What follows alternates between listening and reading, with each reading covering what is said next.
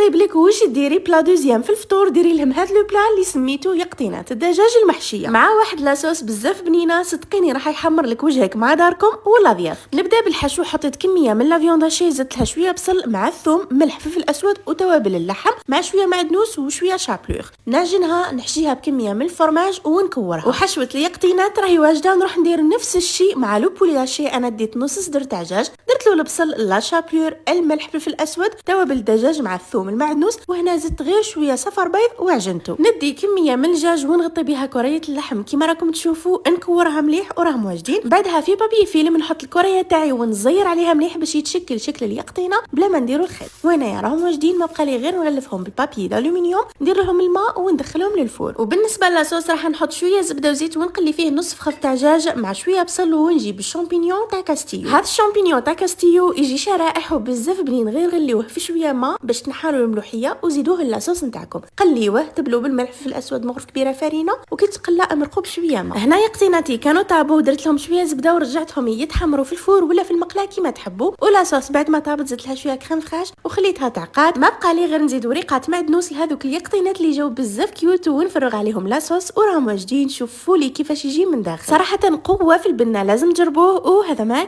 كان.